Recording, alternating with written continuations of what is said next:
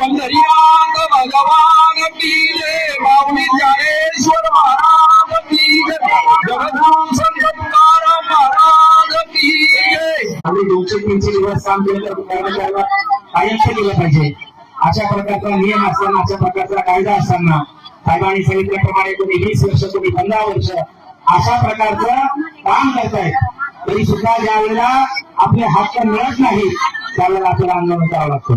आणि वारकरी परंपरेने आपल्याला सांगितलंय की ज्या वेळेला आपल्याला अशा प्रकारचे आपले हक्क मिळत नसेल त्यावेळेला त्या मागण्यासाठी लहानाने आलं पाहिजे, पोराने आलं पाहिजे, स्त्रियाने आलं पाहिजे आणि पुरुषांनी आलं पाहिजे. यारे यारे लहान थोर याती भलते नारी नर,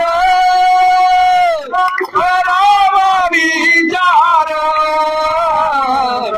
लगे चिंता नवनासी.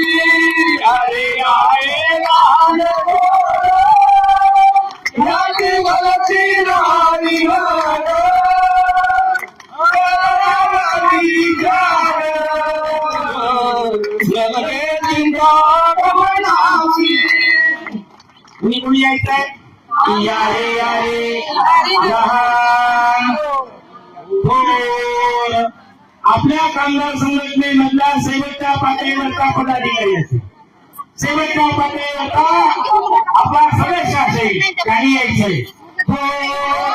साहेबांसारखे जे अध्यक्ष आहेत, सचिव आहेत, अशा प्रकारच्या थोरांनी यायचंय. यारे यारे लहान थोर. आणि एका जातीचे असं म्हणतात संतांनी, नाही, संत एका जातीसाठी नाही, शिटू एका जातीसाठी नाही, कामगार एका जातीचा नाही, शेतकरी एका जातीचा नाही, पण आम्ही एका जातीचे नाही, नवे नवे आम्ही एका धर्माचे सुद्धा नाही. अशा वर्ग फक्त एका धर्माच्या आहेत का?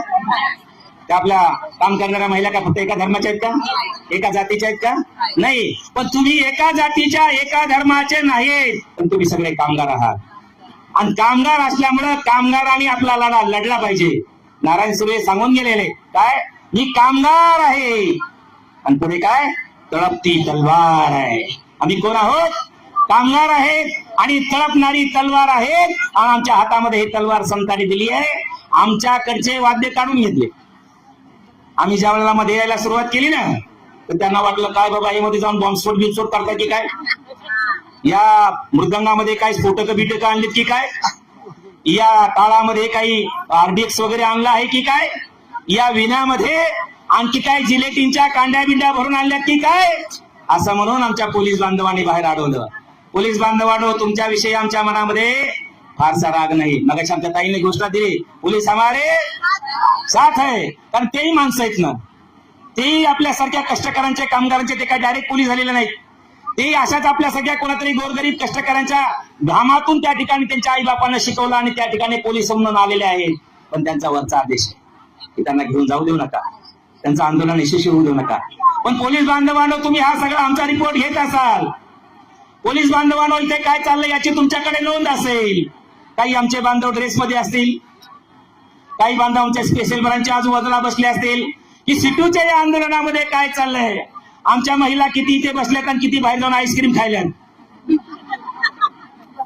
याची पण नोंद आमचे ठेवतायत. म्हणून आईस्क्रीम खाणाऱ्यांनी सुद्धा लक्षात ठेवलं पाहिजे. आज आम्ही आईस्क्रीम खाण्यासाठी हे आंदोलन सोडून बाहेर गेलो. आज आम्ही हे आमचं आंदोलन सोडून आईस्क्रीम खाण्यासाठी बाहेर गेलो. उद्या आमच्या लेकराच्या तोंडातला घास हिसकावला जाईल, उद्या आमच्या घरात येणारं अन्न हिसकावलं जाईल. आपला अन्न जर त्या ठिकाणी फक्त राहायचं असेल, आमच्या लेकरांना मिळणारा आताचा अन्नाचा घास कायम राहायचा असेल, नवे नवे याच्यामध्ये वाढ व्हायची असेल, तर आपल्याला खंबीरपणे शिटूमध्ये राहायला पाहिजे. ज्या वेळेला अशाच प्रकारचं अन्याय होत होता, ज्या वेळेला अन्याय होतो त्या वेळेला लोक संघटित होतात आणि संघटित झाल्यानंतर आपल्या आपल्या मागण्या मागायला लागतात. मी गोपाल कृष्णाचं उदाहरण सांगत असतो. गोपालकृष्ण असे मोठे झाले, जरा रांगायला लागले, बाहेर आले आणि बाहेर आल्यानंतर आजूबाजूच्या गोपाळाकडे पाहिलं. ते कोणी अशा वाळलेला, पाय असे वाळलेले, हात वाळलेले, डोकं एवढं मोठं आणि मान एवढीशीच, इवर डुगुडुगू हलायला लागली. कृष्णाने विचारलं, काय रे तुम्ही गोपाळाचे पोर आहेत ना? तर म्हणले हो. मग तुमच्याकडे दही होत नाही का? म्हणले होत आहे. तुमच्याकडे लोणी होत नाही का? म्हणले होत आहे. तुमच्याकडे तूप होत नाही का? म्हणले होत आहे. मग तुमच्याकडे जर दही दूध तूप लोणी होतं तर तुमची प्रकृती अशी कशी काय? ते म्हणले, कृष्णा आमच्याकडे होतं, पण आम्हाला कोण देतं? ते अदानी अंबानीला जातं. आमचंच आहे पण कुठे जातं? अदानी अंबानीला जातं. अरे मग म्हणले, धारा कोण काढतो? म्हणले आम्ही काढतो. शाळेत पोरांना कोण शिकवतो? आम्ही शिकवतो. भात कोण शिजवून देतो? आम्ही देतो. अरे त्या हॉस्पिटल मधली साफसफाई कोण करतं? आम्ही करतो. मग या तुमच्या सगळ्या घामावर कष्टावर जर दूध निर्माण होत असेल, या तुमच्या कष्टावर घामावर जर लोणी तयार होत असेल, तर या लोण्यावर आणि कष्टावर, तुमच्या घामावर निर्माण होणाऱ्या उत्पादनावर डीएल सर, पहिला अधिकार हा त्या काम करणाऱ्या माणसाचा आहे, हे सांगणारे आमचे गोपालकृष्ण पहिले आहेत. मग तुमच्या घामावर तयार होतं ना, मग ते तुम्हाला मिळालं पाहिजे. पेंद्या हसला. का हसला?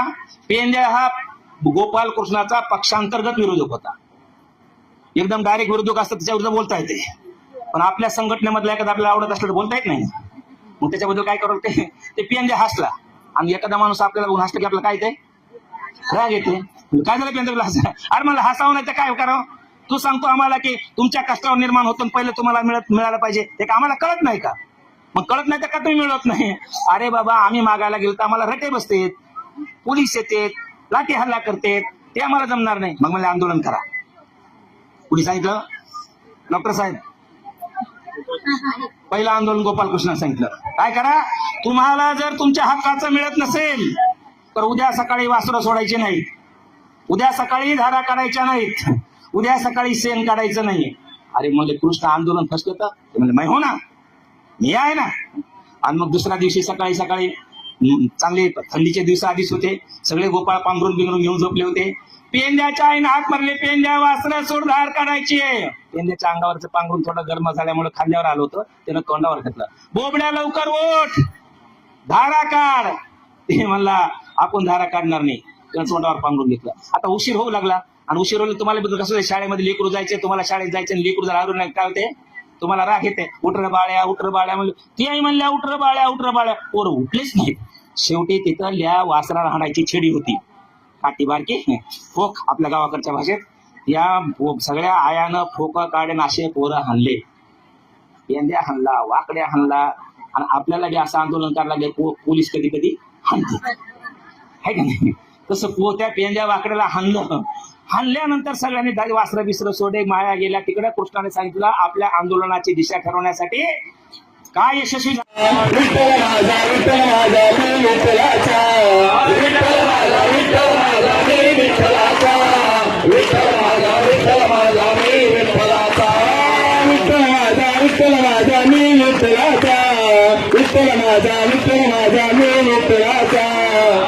माझा